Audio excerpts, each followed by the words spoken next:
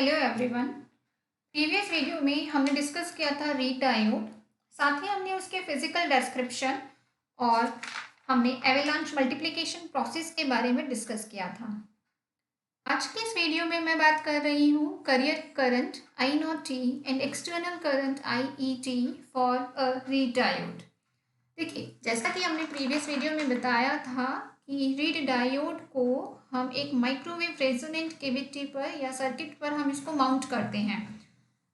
इस कंडीशन में क्या होता है कि एक एसी वोल्टेज यहाँ पे हमें मेंटेन किया जाता है। It means an AC voltage can be maintained at a given frequency in the circuit and the total field across the diode is the sum of the DC and AC fields. कि जब हम यहाँ पे read diode को हम एक microwave resonant circuit पर mount करते हैं तो उस कंडीशन में एक एसी वोल्टेज यहाँ पर मेंटेन किया जाता है एक सर्किट की एक फ्रिक्वेंसी के लिए। और उस कंडीशन में हमारे पास में जो टोटल फील्ड होता है एक डायोड के अक्रॉस जो टोटल फील्ड होता है वो डीसी और एसी फील्ड के सम के इक्वल होता है। और ये जो टोटल फील्ड जिसकी मैं यहाँ पे बात कर रही हूँ ये total field N plus P junction के अक्रॉस एक ब्रेक डाउन जनरेट करता है। और ये जो ब्रेक डाउन जनरेट होता है यह एसी वोल्टेज साइकिल के हाफ पॉजिटिव पार्ट के दौरान होता है।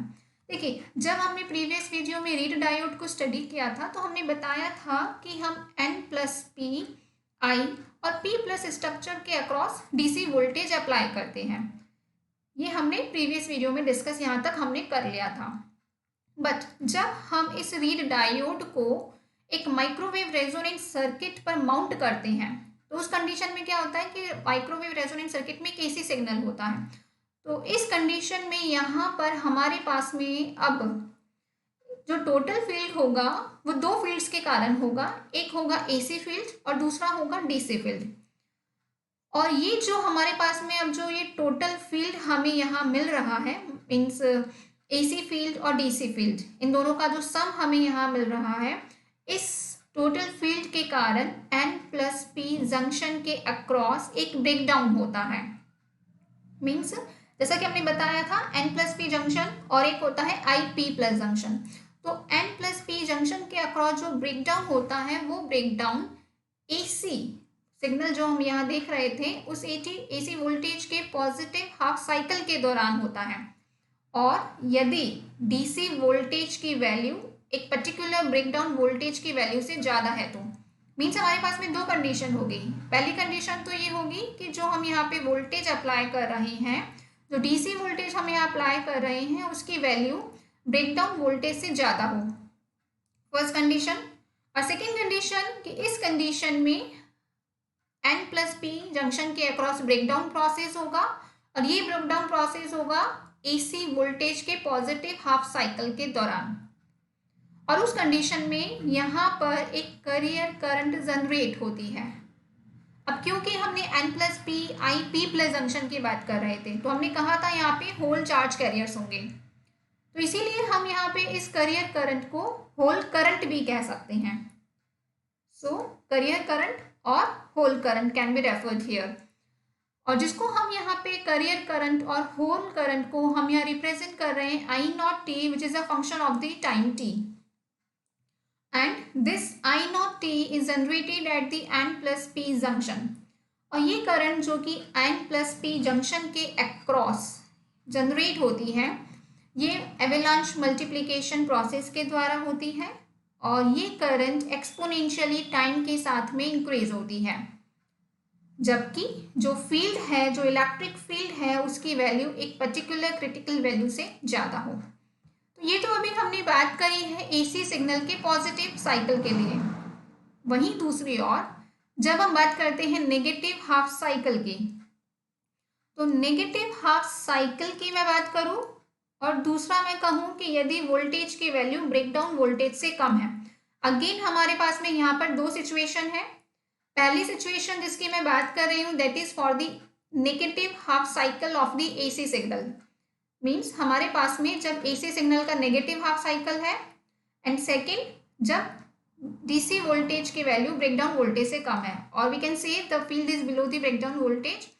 तो उस कंडीशन में जो करियर करंट, जिसको अभी हमने होल करंट का भी नाम दिया था, जिसको मैं आई नॉट टी से रिप्रेजेंट कर रही हूँ, ये carrier current I not T exponentially decay होता है इसका up to a small steady state value. अभी हम आगे ग्राफिकल रिप्रेजेंटेशन के द्वारा हम इसको देखेंगे कि किस टाइप से हम इसके एक्सपोनेंशियल डिके को ऑब्जर्व करते हैं।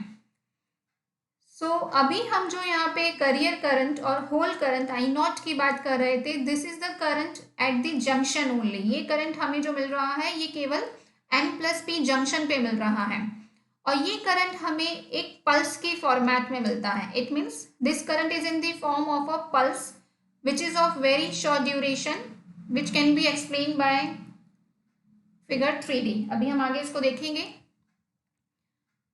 देखिए हम यहाँ पे इसको बताते हैं इस फिगर के द्वारा। ये हमारा फिगर था जिसमें हमने बताया था this is the N+P IP+ structure, means it is the physical structure of a rich diode, जिसमें हमने N+P IP+ स्ट्रक्चर की बात करी है।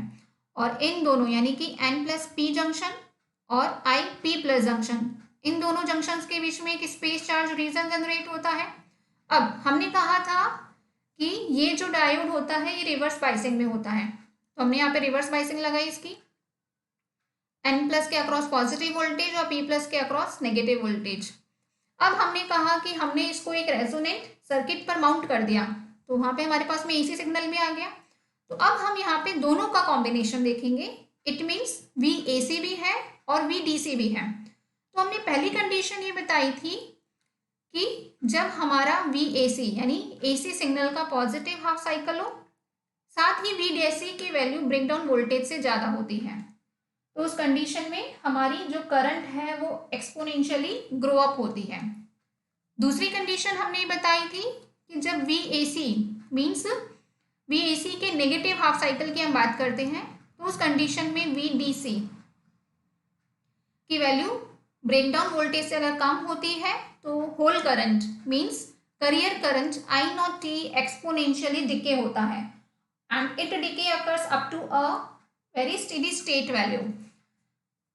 अब हम आगे जो बात कर रहे थे, हमने कहा था कि ये जो करियर करंट I0t है या ये जो हमारी होल करंट है I0t, it reaches its maximum in the middle of the AC voltage cycle.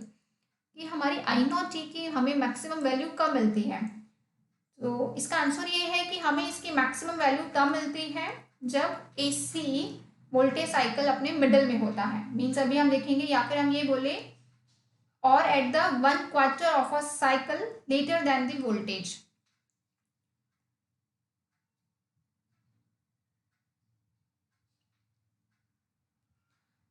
अगर हम ये कहते हैं under the influence of the electric field, अगर हम यहाँ पे इलेक्ट्रिक फील्ड अप्लाई करते हैं, तो उस केस में जो जनरेटेड होल्स होते हैं they are ejected into the space charge reason.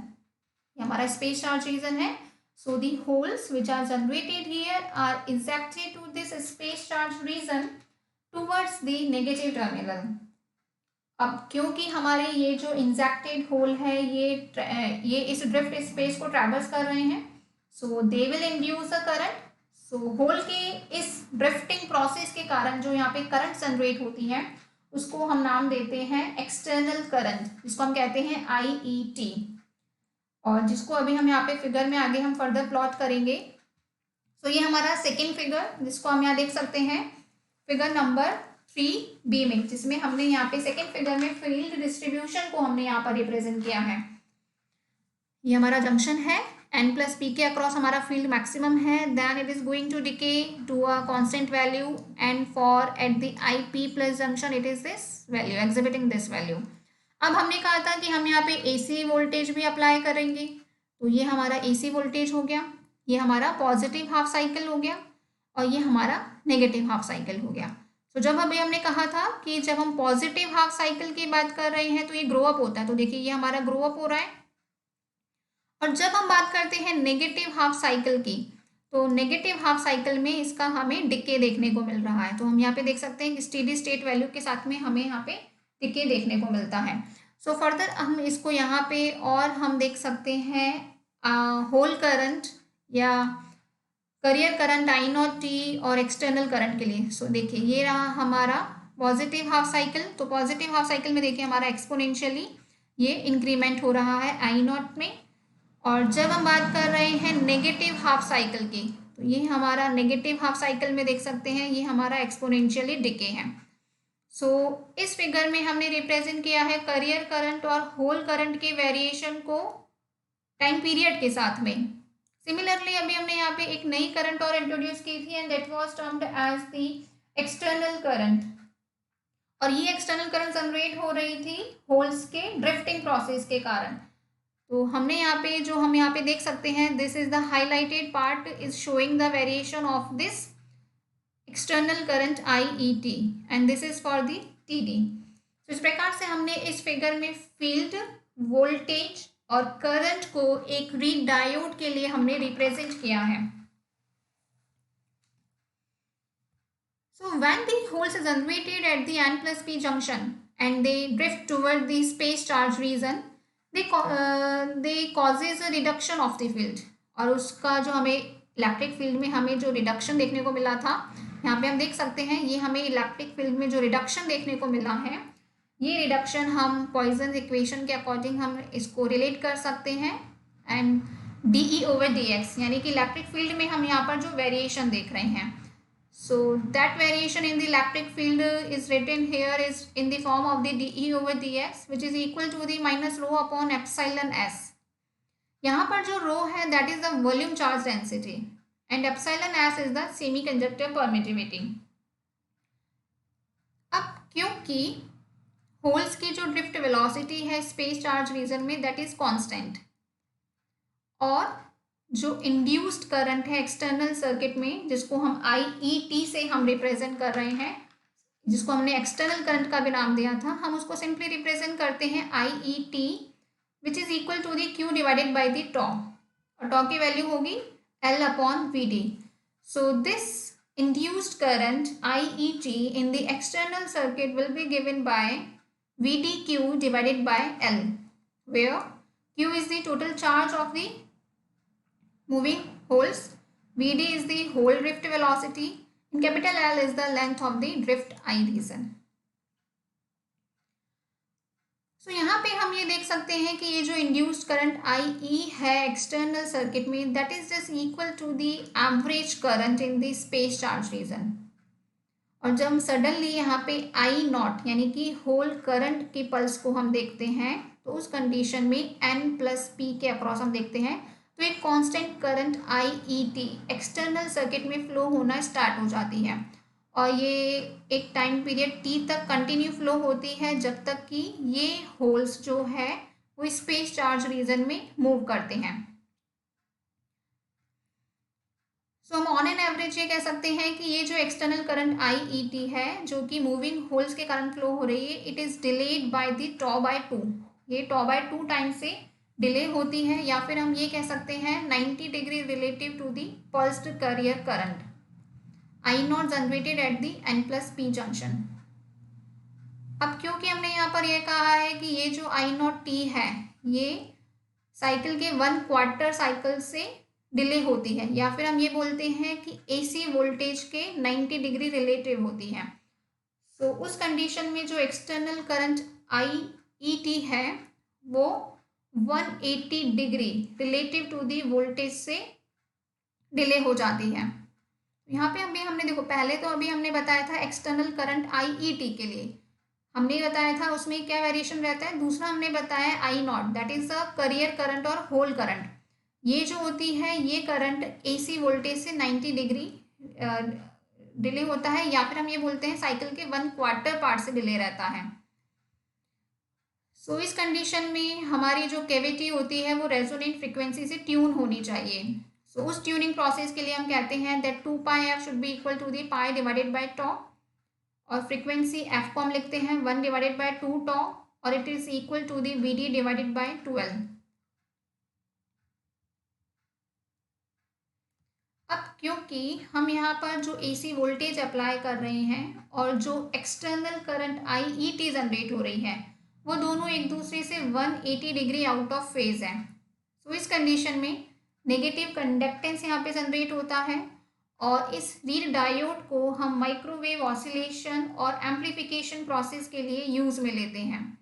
जैसे कि अगर हम एक एग्जांपल रिप्रेजेंट करना चाहते हैं तो सिलिकॉन के लिए ये ड्रिफ्ट वेलोसिटी की वैल्यू होती है 10⁻⁷ सेंटीमीटर पर सेकेंड, और उसके लिए जो ऑप्टिमम फ्रिक्वेंसी है उसकी वैल्यू होती है 20 गीगाहर्ट्ज़, जिसमें हम आई रीजन की लेंथ हम लेते हैं 2.5 माइक्रोमीटर। सो ये अभी हमने बात की थी एक रीड डायोड के लिए कैरियर करंट और एक्सटर्नल करंट की। अब आगे मैं बात कर रही हूँ आउटपुट पावर और क्वालिटी फैक्टर क्यू की।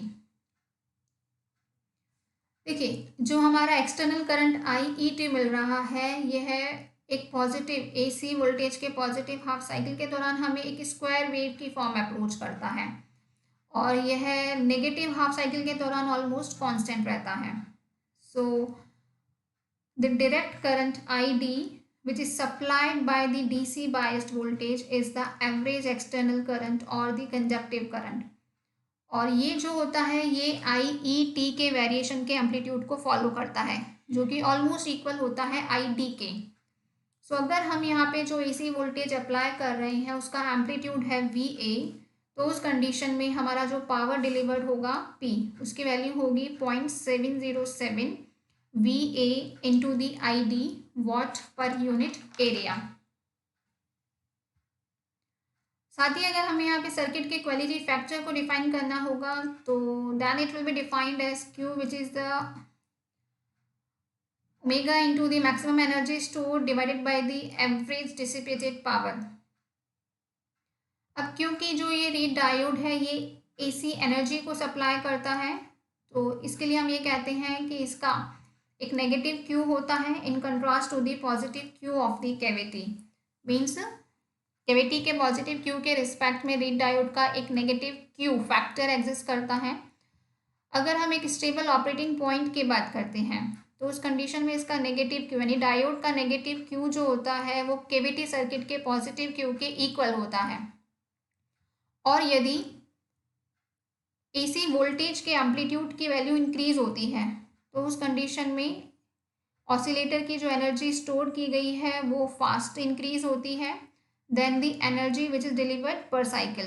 सो ये हमारी कंडीशन है जो कि स्टेबल ऑसिलेशंस के लिए रिक्वायर्ड होती है।